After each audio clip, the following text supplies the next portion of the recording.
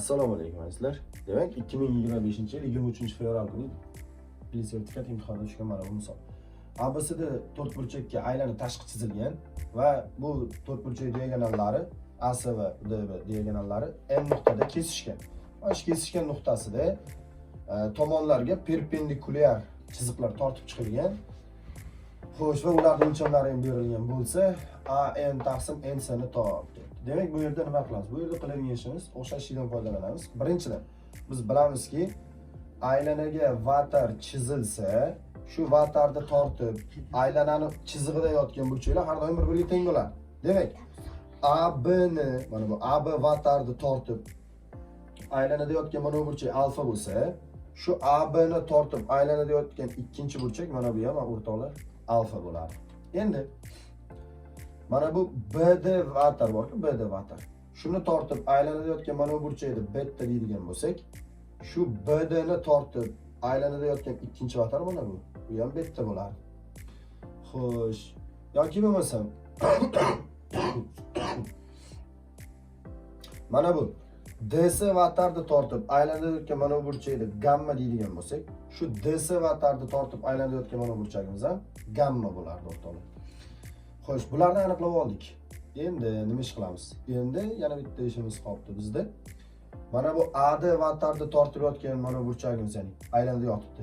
Phi deydigan bo'lsak, shu vatarni tortib, mana shu vatarni tortib aylanada yotgan ikkinchi burchak mana bu ham bizda phi bo'ladi. Endi yaxshilab e'tibor bersanglar, mana bu uch burchakda ikkita burchagi gamma alfa, mana bu uch burchakda ham ikkita burchagi gamma alfa. Uchinchi burchaklar o'zaro teng bo'ladi.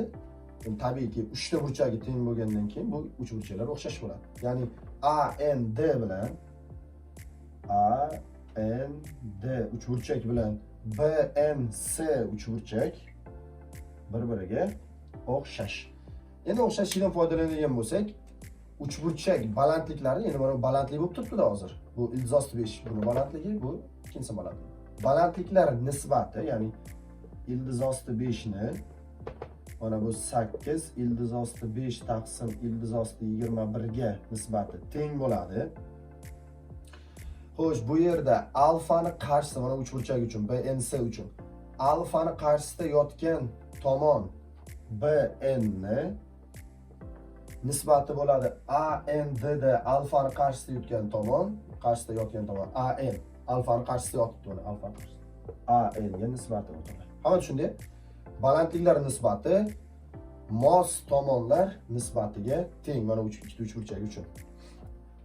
Xo'sh, shundan foydalansak, ildizosti 5 lar qisqaradi, bilasizlar, ildizosti 21 tepaga chiqadi.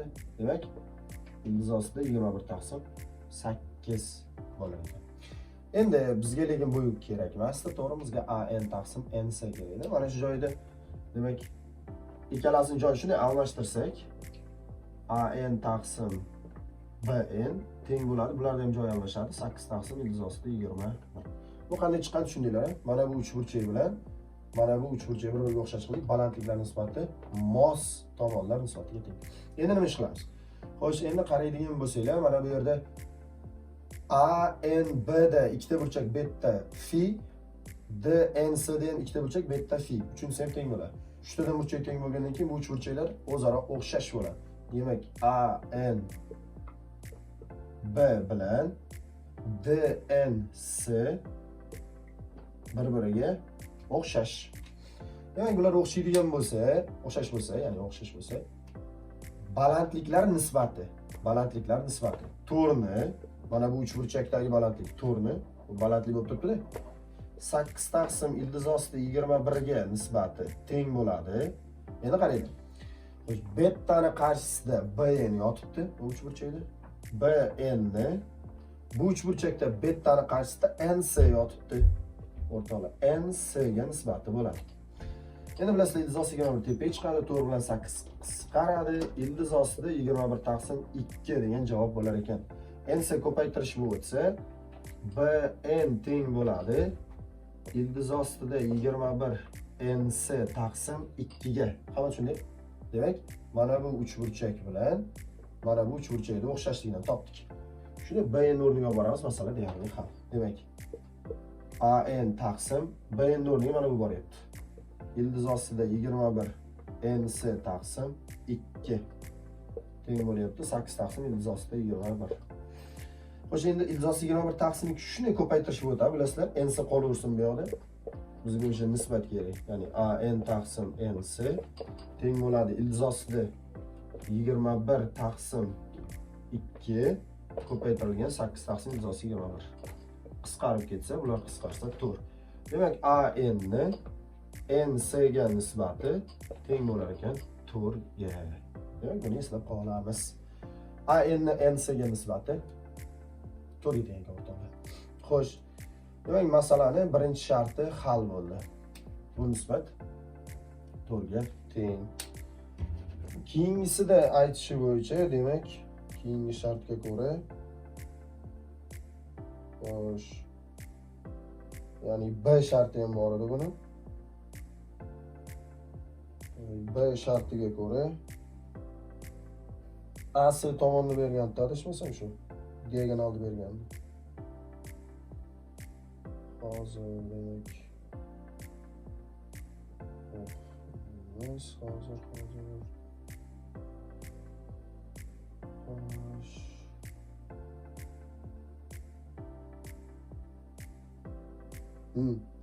Demak, AC diagonalimiz 2 ildiz osti 21 bo'lsa degan, AC diagonalimiz 2 ildiz osti 21 bo'lsa degan, BD ni toping degan.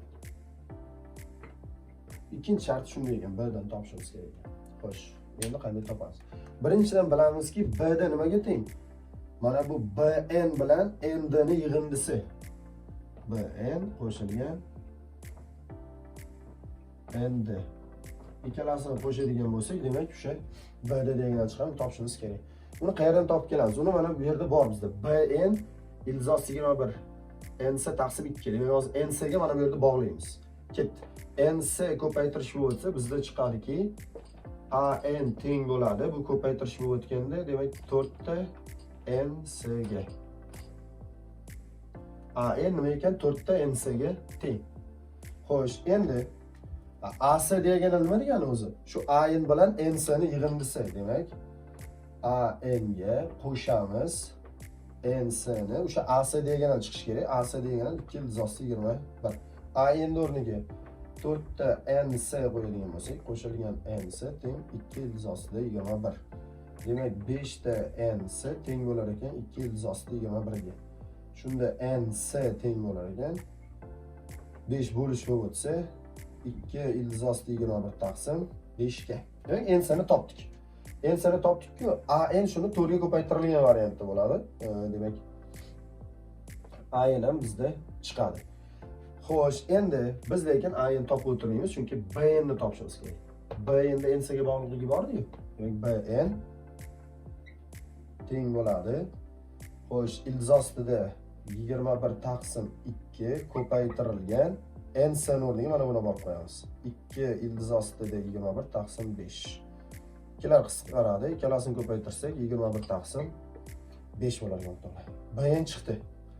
Demak, biz BN ni topgan bo'lsak, endi navbat ND ga. ND ni topadigan bo'lsak, demak, bizning ishimiz bitti. Xo'sh, ND ni qayerdan topamiz? O'sha joyi muammo. Xo'sh, o'rtoqlar. Endi mana joyni o'chirib turamiz.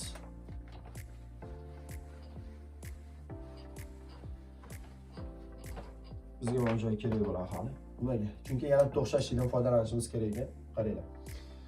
Mana bu uchburchak bilan mana bu uchburchakda boya o'xshash deganlikka o'shandan foydalanik. Bular nisbati, ya'ni balandliklar nisbati. To'rni 8 ildiz osti 21 ga nisbati fini qarshisida yotgan tomon AN ni, bunda fini qarshisida yotgan tomon ND ga nisbati o'rtoqlar. O'shandan foydalanamiz. Tepaga chiqsa ildiz osti 21 taqsim 4 bilan 8 qisqarsa 2 qoladi. 2 ko'paytirish bo'ladi, ildiz osti 21 bo'lish bo'ladi. Shunda ND teng bo'ladi 2 AN taqsim ildiz ostida 21. Shuni AN ni topsak endi chiqdi. AN nimaga teng? 4 ta NS ga teng.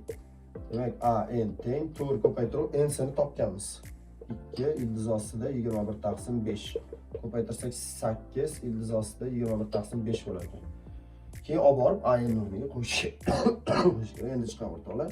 endi teng bo'lar ekan. 2 taqsim ildiz ostida 21 ko'paytirilib endi o'rniga 8 ildiz ostida 21 taqsim 5.